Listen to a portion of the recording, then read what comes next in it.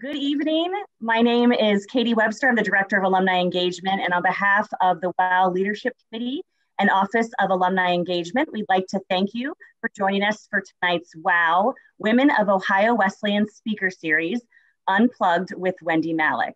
The WOW Speaker Series is part of the larger Women of Ohio Wesleyan program, and this is the second in our WOW Speaker Series initiative. Tonight, we encourage you to share who you are, where you're calling from, and your class year in the chat feature. And as we get started, we encourage your questions as well in the chat feature, and as Wendie will be answering those for the audience. Moderating tonight's session, we have Miko Harper, class of 2021. She is a senior theater and Black World Studies double major. She previously worked with Wendie on Ohio Wesleyan's 2019 production of Love Letters, and some of her other Ohio Wesleyan credits include Eurydice, Cabaret, and Orcasis 2019-2020. Her film and TV credits in background include CW's Black Lightning Season 4, The Conjuring 3, Netflix The Ozark Season 3, and HBO's Lovecraft Country. I'm pleased to turn it over to Miko Harper. Thank you so much, Katie. Thank you for having me. Really excited. Thank you everyone for showing up. I'm sure everyone knows about the iconic Wendie Malick. Of course, most of us know her as an actor, and we've seen her in Just Shoot Me, where she played Nina Van Horn, received a Golden Globe and 2 Emmy nominations.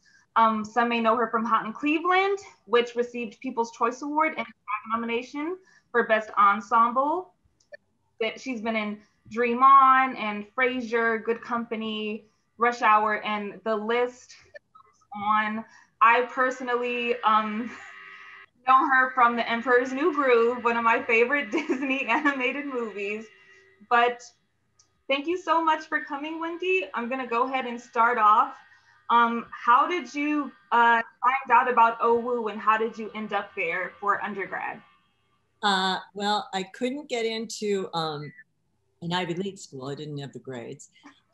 And I remember my parents saying, why don't we just go to Ohio? They have more schools there per capita than any state in the union. And drive there from Buffalo. So it was a good drive. My boyfriend at the time was at Ohio State, and that was way too big and a little impersonal. I loved Denison. The campus was really pretty.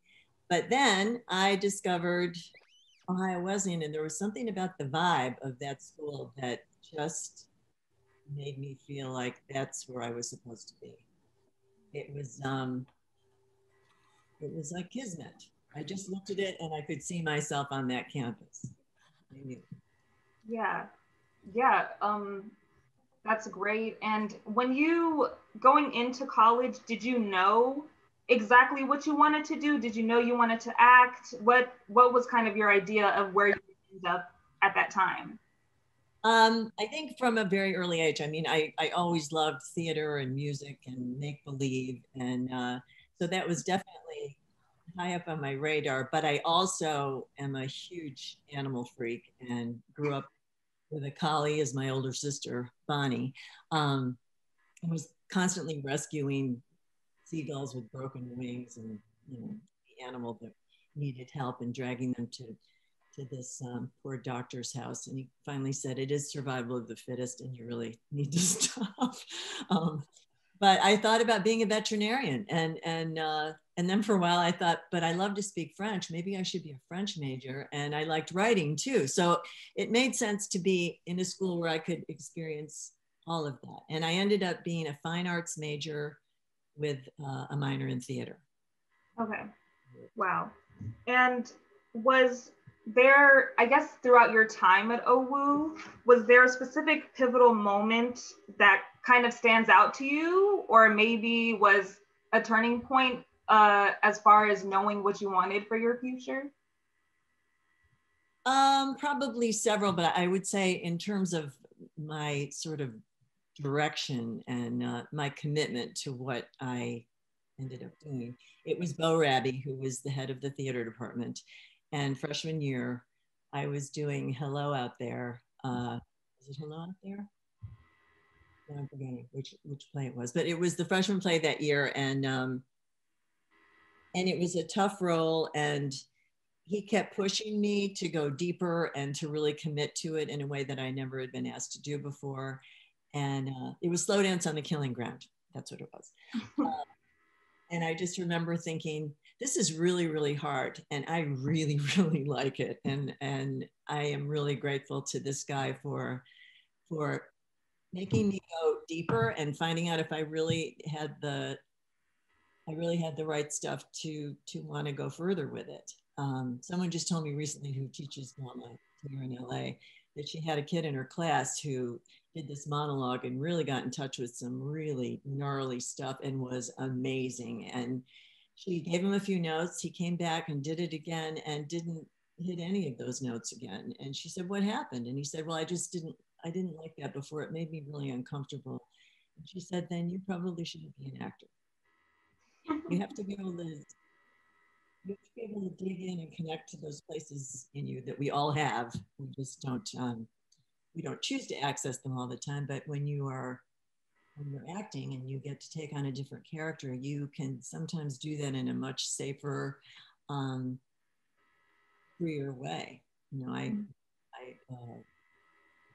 did that answer your question? Yeah. Yeah. And, you know, specifically the experience of being someone who does theater in a educational setting, especially in college, you know, you're making all of these discoveries about yourself, but things that you know, but your parents who aren't with you don't necessarily know what that's like. And just, you know, we're always asked, what are your plans for the future once you graduate, is something we hear a lot.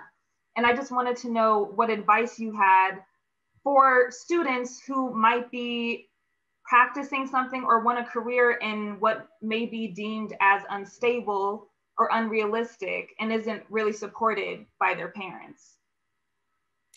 I was very fortunate in that regard, in that my parents really did support that choice that I made.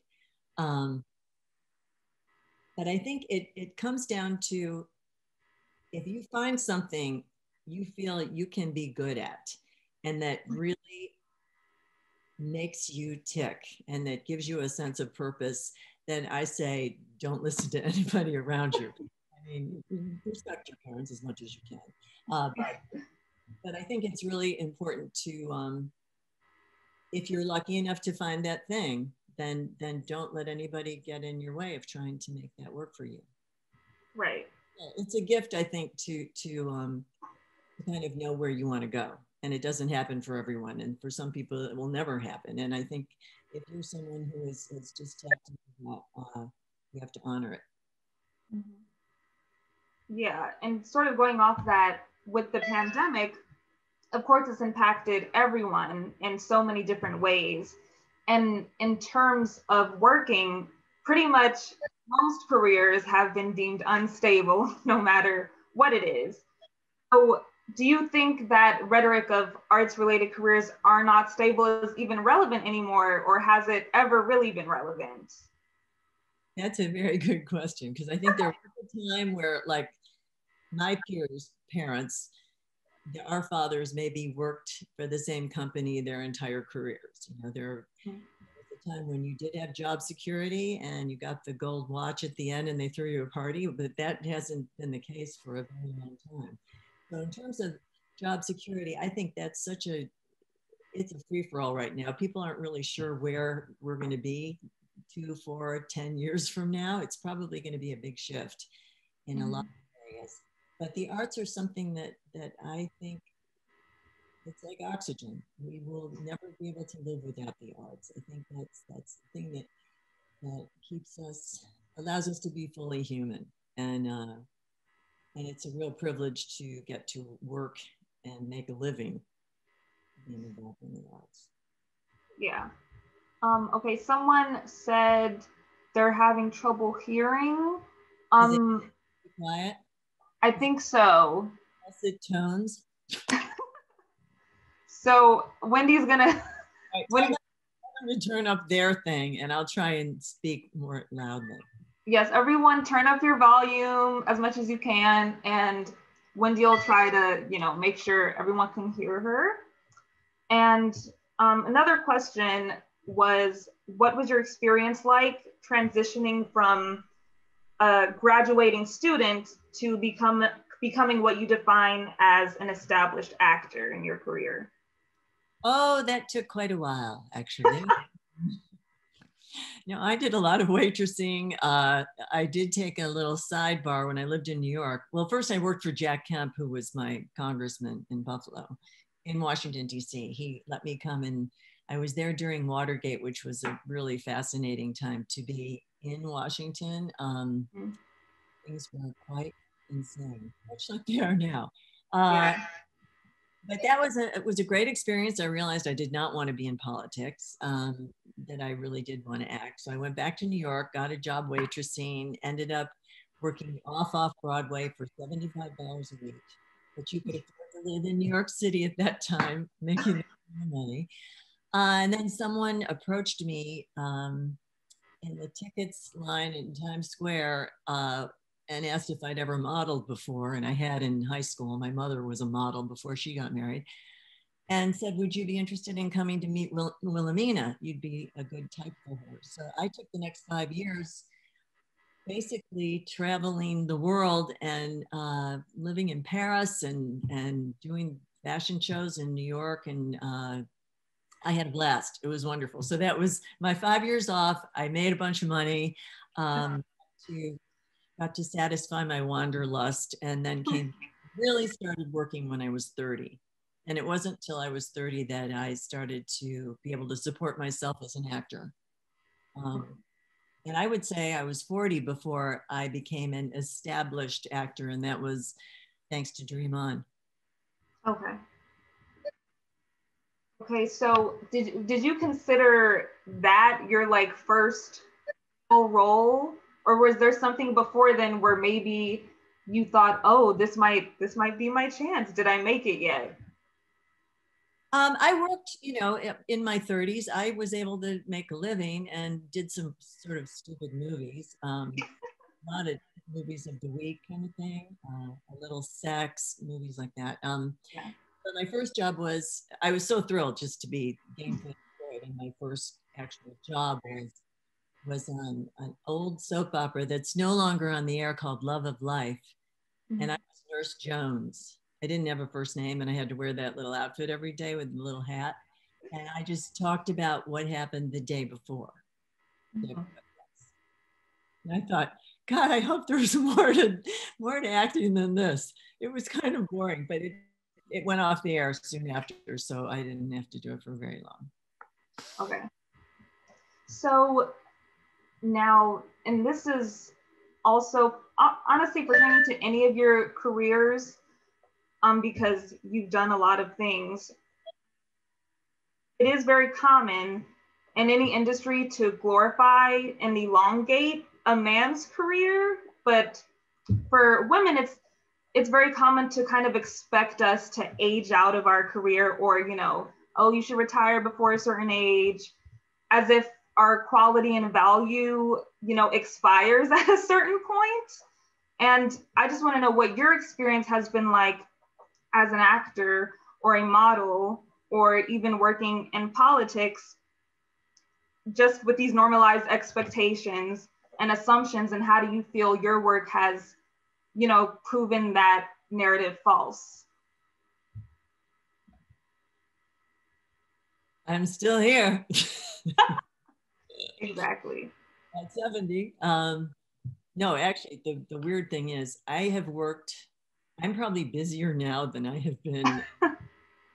It's crazy. But even during COVID, people are really so strict about all the protocols. But I'm doing a movie. I start in 2 weeks with Diane Keaton. I've been working on 3 different shows, and I'm shooting a pilot next week.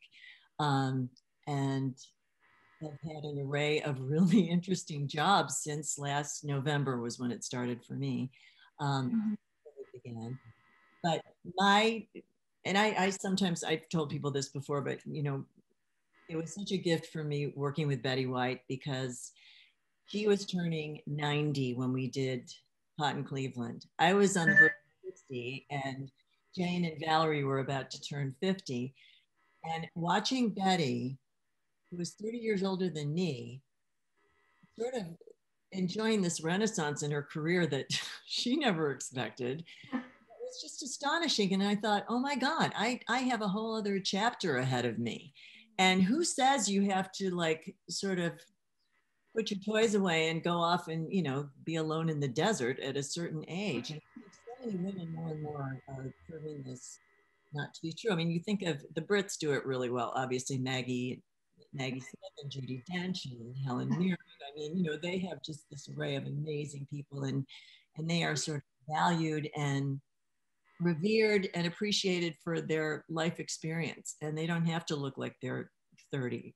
In fact, they don't even want to. I think that we as Americans have a lot to learn from them, and I think we're getting there, getting better. Yeah. So we wanted to know how, I guess, what would you consider your favorite role out of all of the, you know, experiences you've had acting?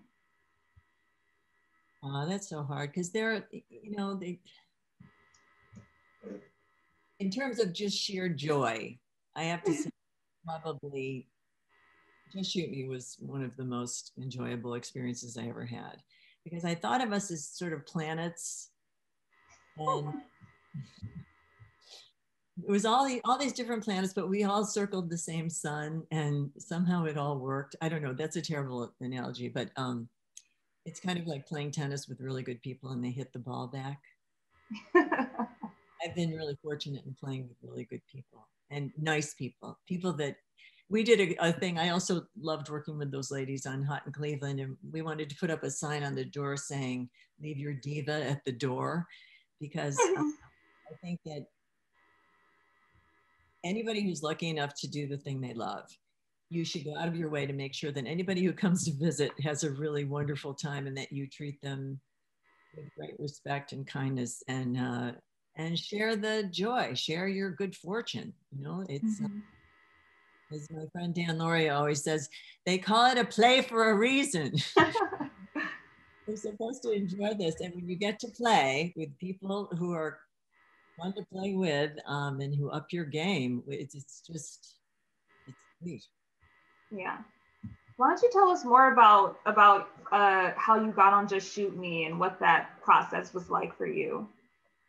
I had just finished a short run of a show called Good Company, and we weren't sure if it was going to get picked up or not. I remember I was shooting a little movie, a little really low budget movie in Scottsdale, Arizona, called Jerome.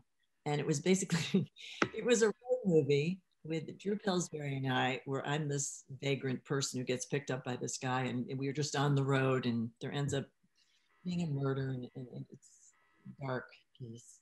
But it was before, it was like real, it was really, when I say low budget, this is how they shot it. They just fastened a camera to the windshield of our car, and they were in a station wagon ahead of us somewhere with headphones on, just hoping and praying that they got the shot, and they watched dailies like 2 or 3 days later. And it's a miracle this thing came together, and it actually got really good reviews and won some awards. And but anyway, I was in the middle of doing that when I got a call about this show that Steve Levitan was doing, and I met him, I think I met him? Yeah, I think I've been once before, but I went in and he said, this is a role for a sort of has-been fashion model who she's living like, she thinks it's still 1968, and get out of that mode. And she's pretty outrageous and over the top, and would you be interested? Yes, I think that would be really excellent. He said, because you look like a model, and I need somebody who looks like a model but is really funny. And I said, okay, that sounds like fun. So it was. Yeah, so I guess throughout your career, what have you deemed to be your, personally your greatest successes? And do you have any regrets? Did you turn down any roles you maybe thought about, should I have done that, or any moments like that? I think when I think of successes, it's not on anybody else's term but my own. Mm-hmm.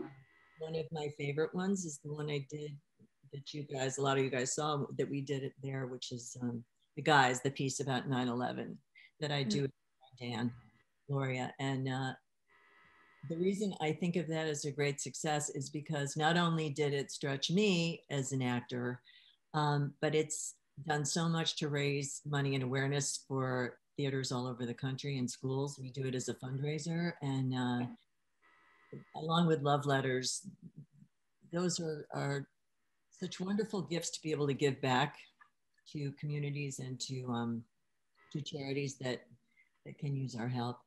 In terms of things I passed on, oh man, coulda, woulda, shoulda.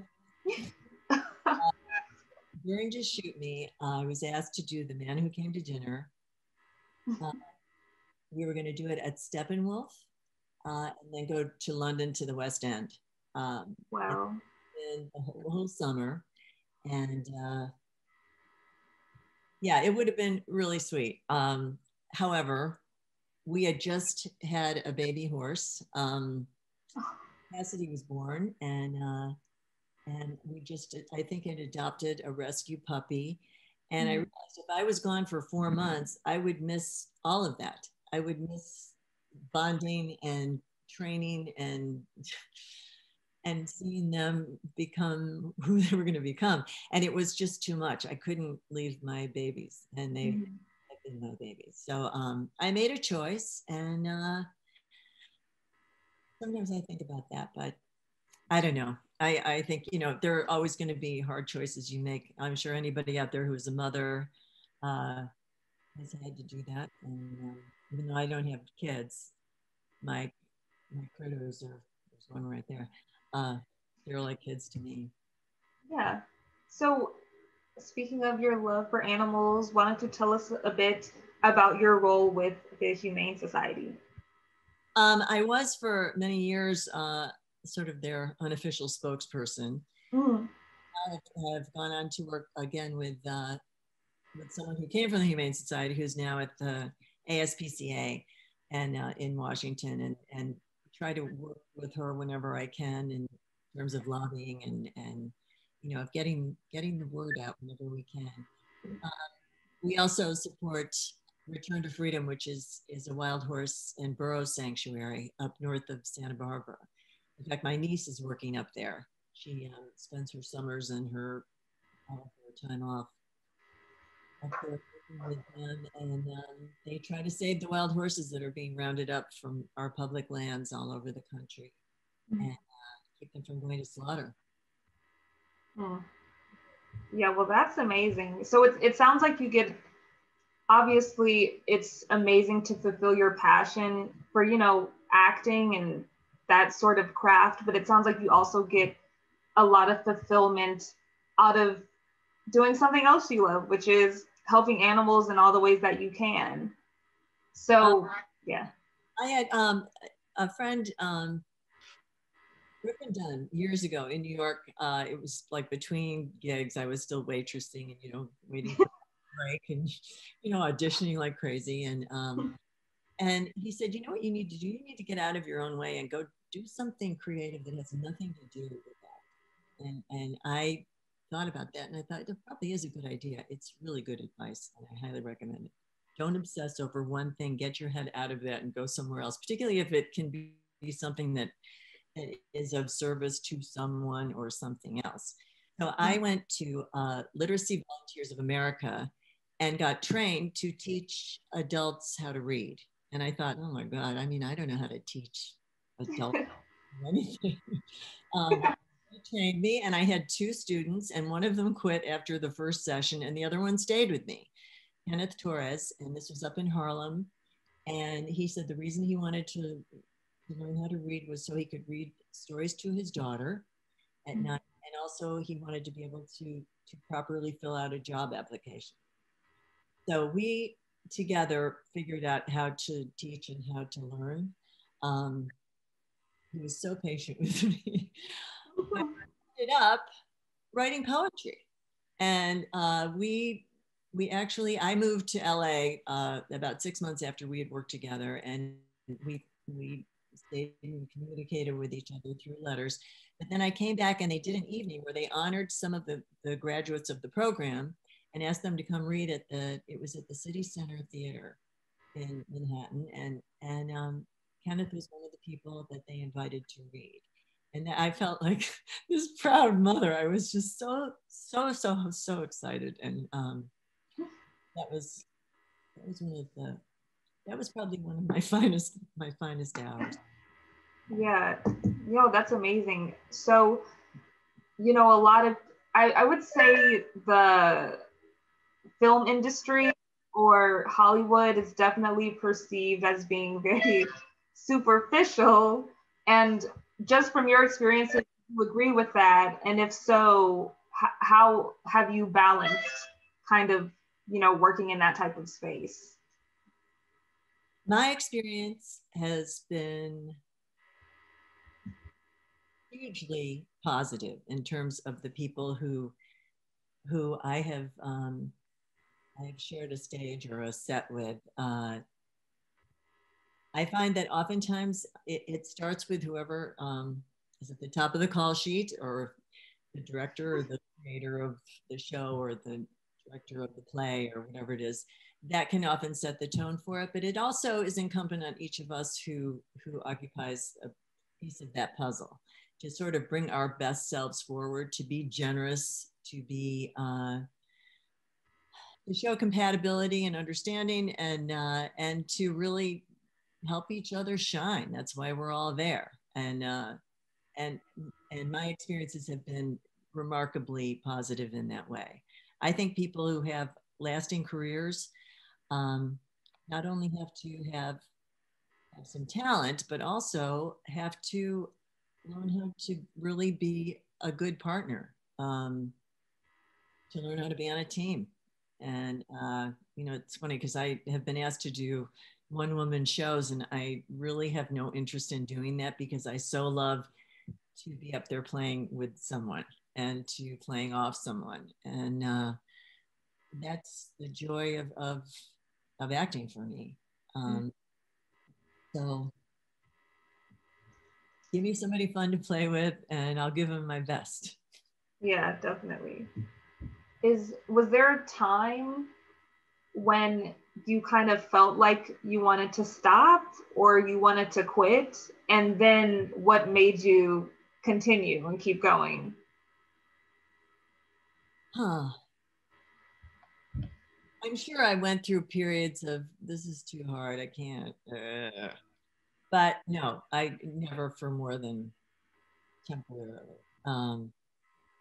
And usually when I got into a funk, and if it was, a dry period between gigs, I could get re-inspired by being in a class, and I think that's hugely important. It's like, thinking of yourself as an athlete and you want to keep on working out.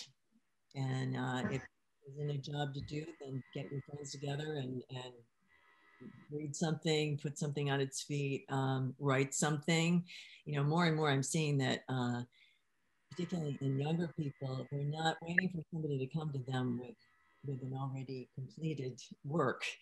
They're writing their own stuff and producing it and filming it, and it's really wonderful, and it gives you a greater voice in all of this. My favorite people to work with are like in this pilot that I'm doing now, when they're very open to your contributions.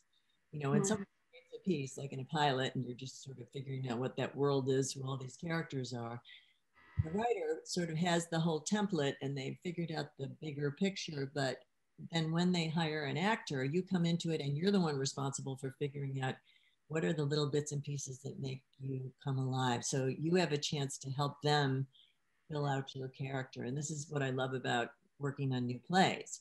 You get to bring that character to life for the first time.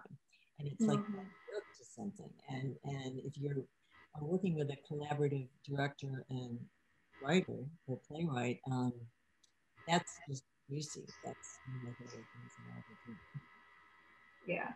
Now, and I know just a few minutes ago you mentioned about how you got really good advice on trying other creative outlets other than acting.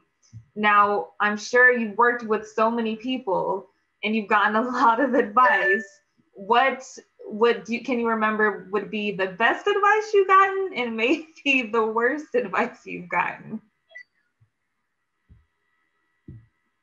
The best advice, and this is just general advice for being alive, but I would say the best advice I ever got, I was in Florida with two Glorias, Gloria Felt, who was then the president of Planned Parenthood, and Gloria Steinem, the great feminist. And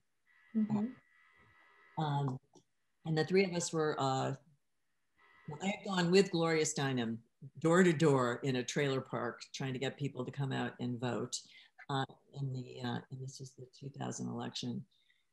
And, sometimes people would open up the door and they'd kind of look at her and they'd look at me. And I think at the time, I don't remember what was on the air, but I had a show on the air and she was Gloria Steinem. So they would sort of look at us kind of wondering what we were doing at their front door. And then we'd say, could we just come in and talk to you for a minute? We'd just love to talk to you and see if you're ready to vote. And here's why it's important. But later we were hosting an event in I think it was in Palm Beach, some beautiful, fabulous mansion. Someone was hosting this event. And they asked us to speak. And I got up and I think it was during just shooting. And I said something funny and self-effacing and how my first time marching ever was for a woman's right to choose. My best friend got pregnant in college and I was so grateful that Planned Parenthood was there for counseling and advice. And she later was able to have an abortion. And it was really, she wasn't ready to be a mother. And we were so grateful to be able to go to New York, which we had to do at the time. And then Gloria got up and told a story about how she had a grant. She was at Smith and she was given a grant. I think maybe it was a Rhodes Scholarship or something, but she was on her way to India to study women. And she knew this was what she wanted to do with her life. She broke up with her boyfriend, got to London, was going to stay there for a couple of weeks, earn a little extra money, waitressing or something. And when she got to London, realized she was pregnant. And a sympathetic doctor, this was in the probably 50s, found a sympathetic doctor who said, I will perform an abortion with the caveat that you never reveal my name until I've died. And he had apparently recently died. So she was able to tell this story on that night and said, I am so grateful to this man for allowing me to live the life I was designed to live. And afterwards, we were all just blown away by this story. Yeah. So afterwards, Gloria and Wendie were in this van driving back to the hotel. And I said, you know, when I grow up, I want to be like you. And she said, don't ever say that. There is room for all of us at the table.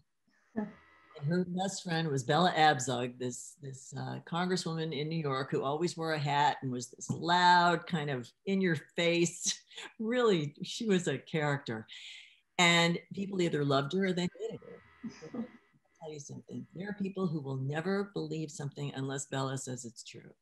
And she has such a following. And the most important thing you can do is find out what makes you tick. What are you good at? And work at making that the best it can possibly be, and never try to imitate anybody else. Try to find your own true voice and follow that. And that was such a gift to me to think, you really don't want to be like anybody else. You want to be the best version of you that you can be. Mm-hmm. Yeah. So we have some questions about some of the things you worked on. Of course, you've definitely starred in shows and films before, but what was it like in guest starring roles in that experience, and specifically on This Is Us? What a nice bunch. You know, I had worked on Pitch and was going to be the owner of the team if that thing got picked up, which I wish it had because it was such a good show, but I think it was just a little ahead of its time. But This Is Us, they could not have been sweeter. They just were a lovely, lovely cast. And they sort of welcomed us with open arms. And I played Toby's mother, and that actor, I had met numerous times before because he was in a play with Dan Loria, who played the father in New York. So I had met him before, Chris Sullivan. But everybody, Sterling, all of them, they just couldn't have been more welcoming and lovely. Really nice set. Everything you would expect them to be, they were. Yeah. Not always that way, but that one was good. And we have another question. What was it like to work on Owl House, where the main character is a female of color who had a female love interest? I love that show so much. I'm doing another one, I think, actually, yeah, this week. I think that show is brilliant, and I love Ada, the owl lady, and I love that there is a young girl in a Disney cartoon who has a crush on another young girl, and I think it's all about acceptance and of going back to what I was saying about Gloria. Just don't mind being a weirdo.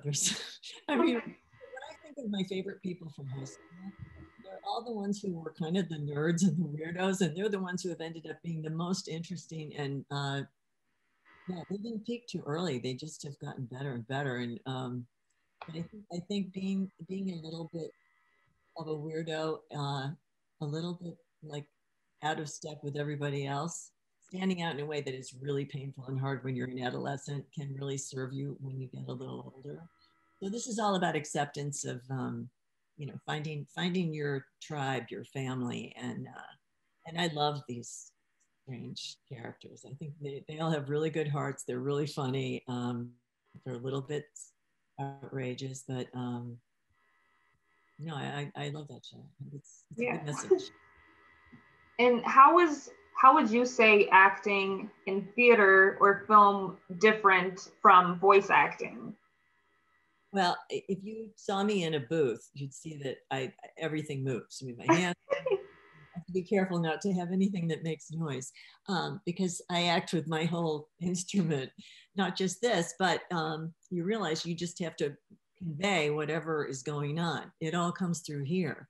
So it's slightly different. And you can wear your pajamas.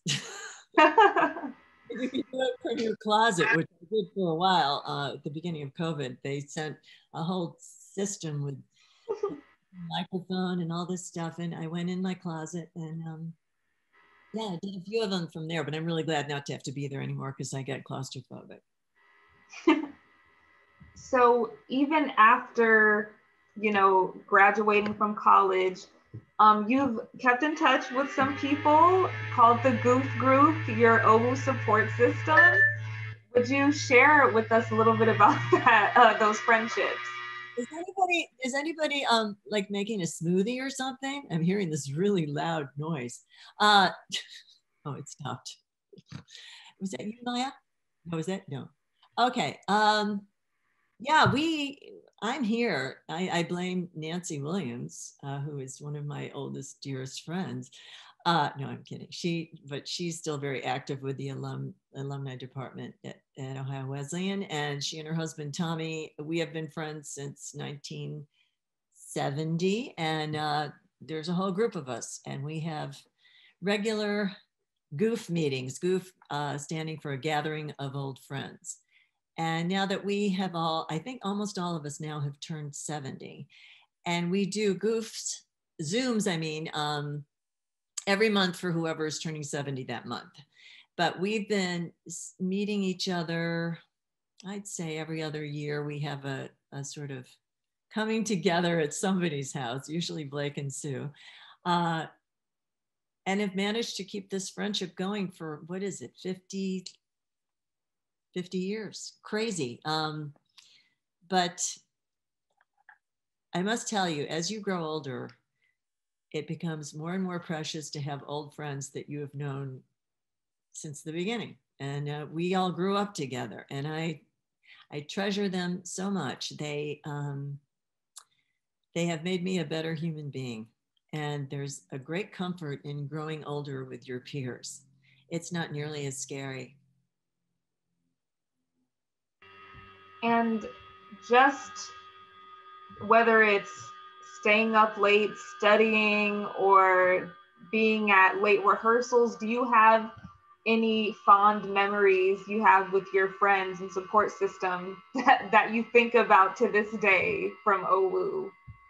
I think Gail Spreeder and I probably spent 3 or 4 nights in the art hall doing projects that were due the next day that we'd just been putting off forever. And we probably managed to stay awake smoking Virginia Slims and chewing up these horrible sour gumballs, which we were both sort of addicted to. But I remember many of those all-nighters with these people. And God, it was fun. It was, right now what I feel so sorry for kids like my niece who is a freshman in college. And when I think about my college years and just what a fabulous ride that was. I mean, I learned a lot, but not just in the classroom. You learn a lot about just life and support and loyalty and camaraderie and just being there for each other. And I realize now that people who are in college right now and in schools aren't experiencing that. And I so hope that by next year, things get back to some semblance of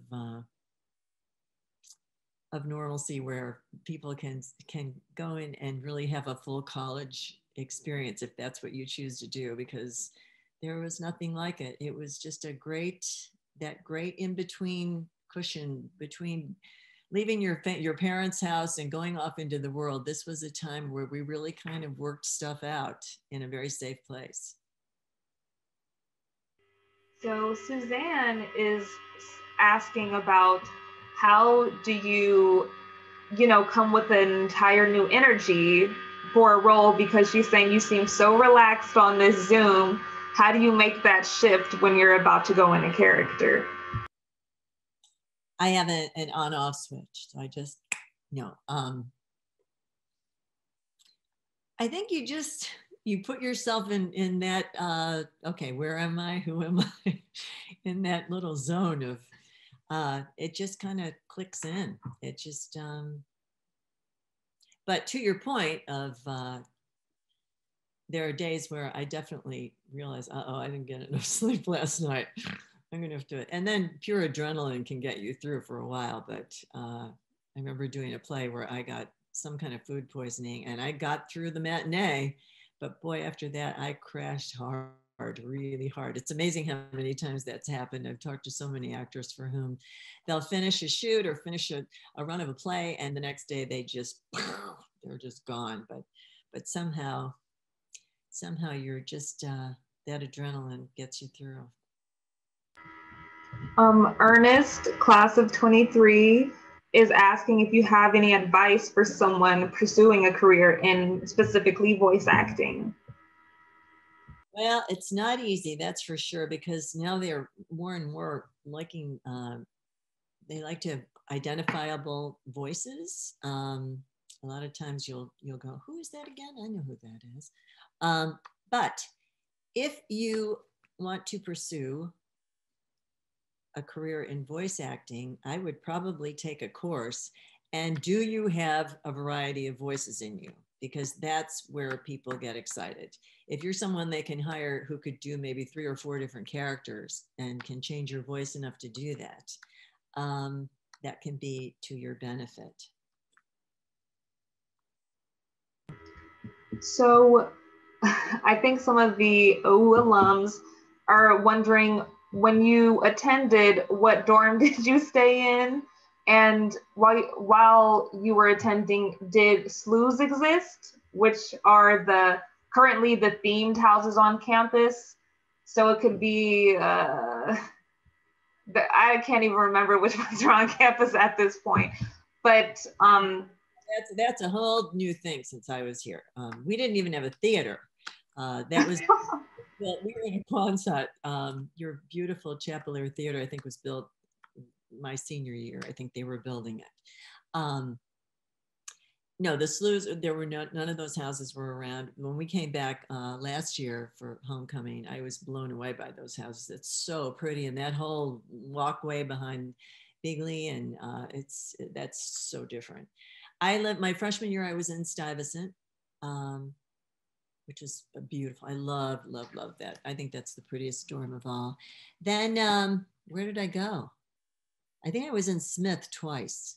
But by then I was mostly at my boyfriend's house on South Sandusky. So, and then I was not in Austin. Can't remember where I was the other year. Oh, I was in Europe. I spent my junior year abroad. I went to Amsterdam.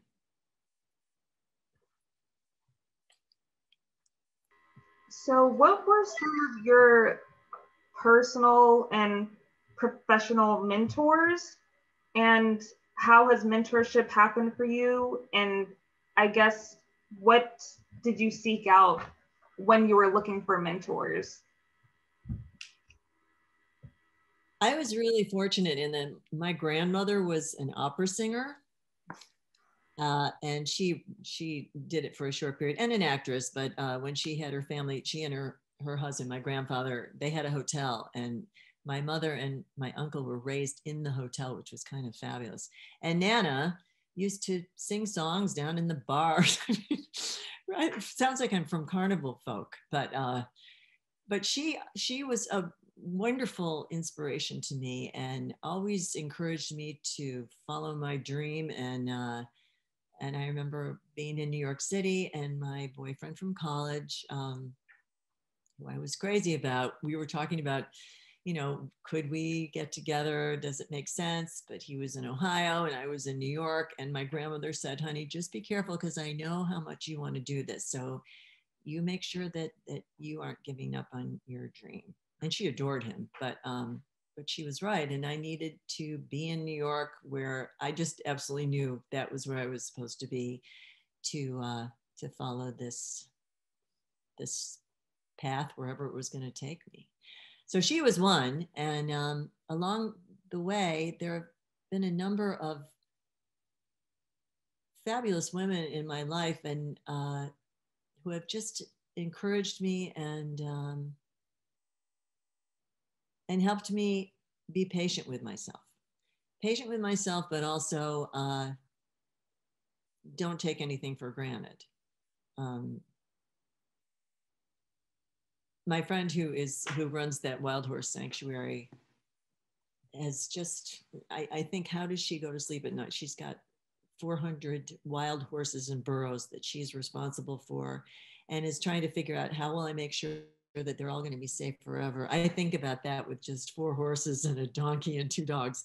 But her world and what she's taken on is so vast and so huge. And yet she is putting one foot in front of the other one, and she believes that this is going to work itself out, and she's just going to stay on it, and it's going to happen. And it always does. And there's a kind of, when I look at the women in my life who are strong and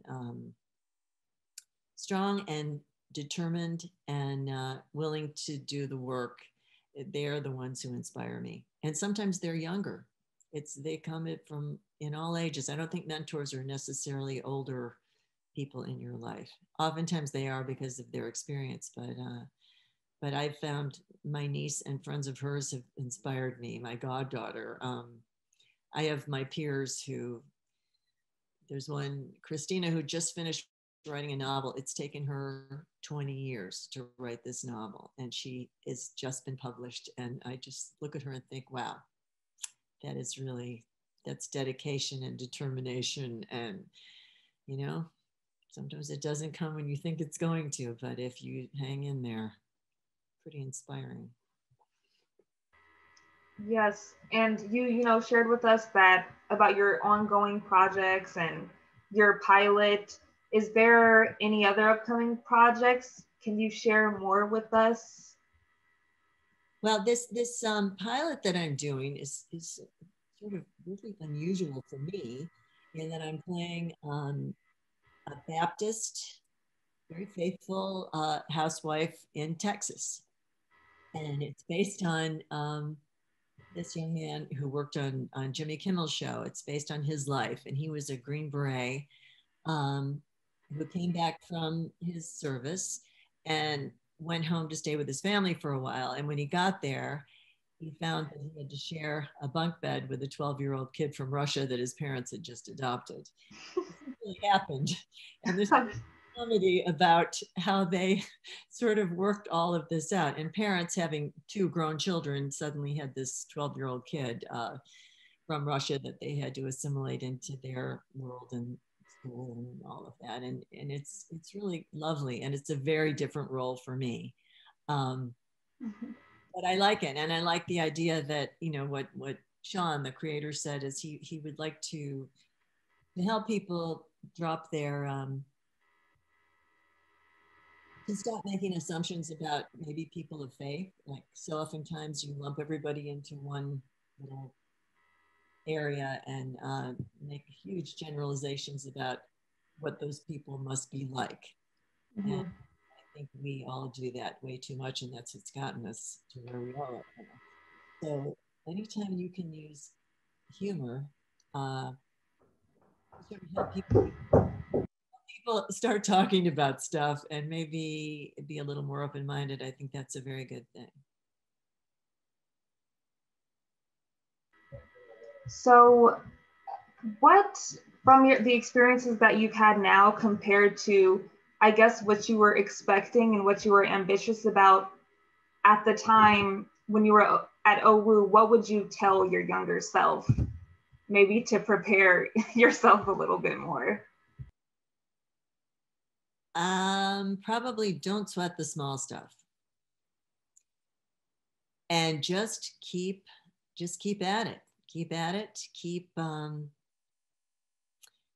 working. Surround yourself with real friends.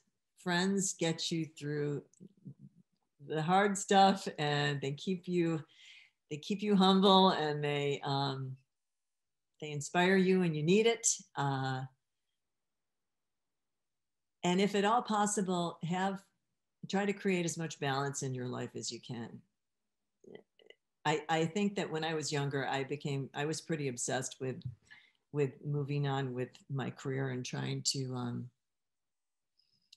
and I think I'm much more relaxed about all of it now. I mean, granted, I've also gotten to a point where I have more faith in the fact that I can do this, which comes with experience, but I think enjoying the ride is what I would say. Enjoy the ride, because every bit of it, there's something wonderful to learn and experience. And you really will never get to that destination you think it's going to be. It's always going to be different. So you might as well enjoy the ride. And our last question of the night, going off of that, how has a liberal arts education, specifically at owu, prepared you for all the endeavors that came after? Probably the best thing about it is I have friends who are in every field, and I think that makes me, hello, it's a man in my room. I think that's helped round me out and keep me from being too narrow. The man who's leaving is another example. I'm married to a philosopher, very different. As I tell a lot of people, I make him laugh and he makes me think.